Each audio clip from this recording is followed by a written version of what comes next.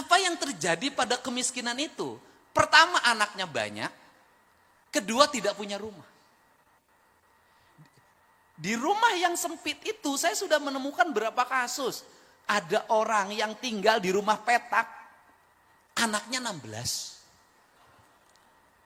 Ada orang yang tinggal di rumah petak, anaknya 11. Ada anak yang tinggal di rumah petak, anaknya 24. Dan anehnya adalah, orang yang punya duit, itu susah punya anak. Walaupun istrinya banyak, gak mau beranak. Yang nakal-nakal itu kan istrinya banyak, tapi gak ada yang anak satupun tuh jadi.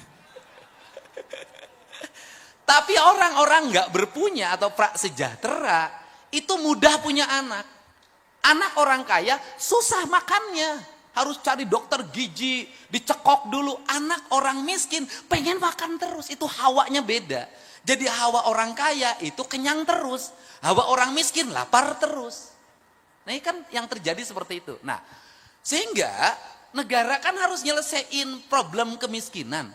Negara harus membangun pertumbuhan. Saya sampai sekarang otak saya tetap walaupun nggak pernah sekolah statistik. Saya selalu mengatakan kalau ingin membangun kemakmuran rakyat itu jangan dulu ngomong pendekatan peningkatan pendapatan rakyat. Jangan. Yang harus dilakukan negara itu adalah ngomong bagaimana rakyat keluar duitnya sedikit. Karena saya punya pengalaman sebagai orang desa, ibu saya anaknya 9, kok saya bisa sekolah sih sampai sarjana 9-9-nya? Kok makannya cukup? Kenapa? Karena ibu-ibu kita dulu berhasil memanage rumah tangga dengan sedikit pengeluaran. Yang penting punya beras sama garam, itu udah tenang hidupnya. Sekarang nggak bisa, nggak punya kuota nggak tenang. Gitu loh. Nggak bisa jalan-jalan malam hari, nggak tenang. Ini problem, apa sih yang terjadi pada masyarakat Indonesia hari ini, pada masyarakat Jawa Barat? Yang terjadi adalah kajenting tekor asal sohor. Problemnya apa? Kelas menengah bawah ini ingin bergaya seperti tetangganya yang agak atas. Apa yang terjadi? Pinjem.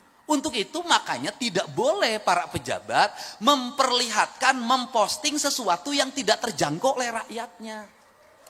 Gak boleh.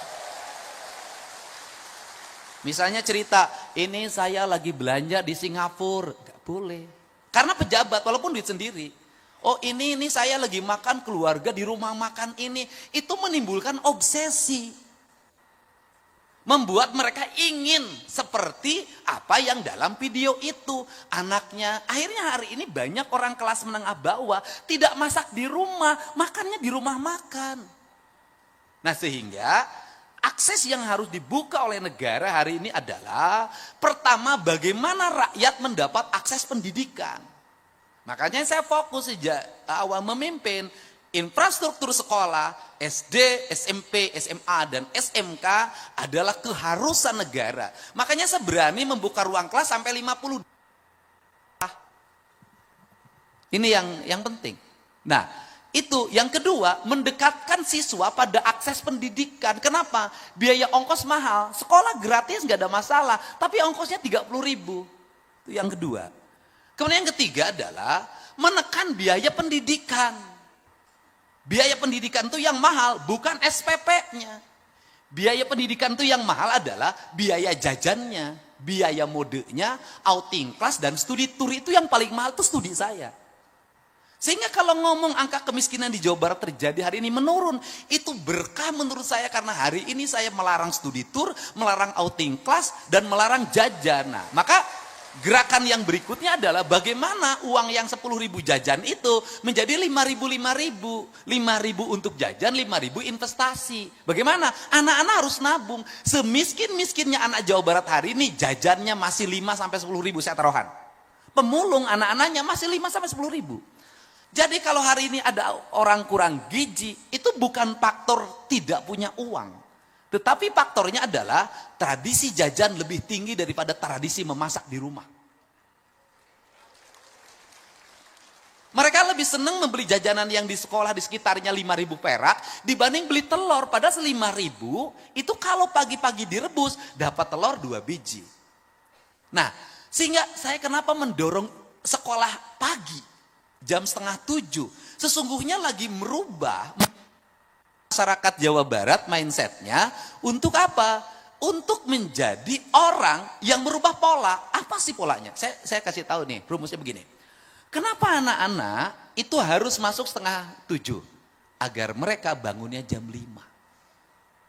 Kalau mereka bangunnya jam 5, maka orang tuanya akan memaksa tidurnya jam 8 sampai jam 9. Kalau mereka tidurnya jam 8, jam 9, maka kebiasaan nongkrongnya hilang. Nongkrong itu duit loh.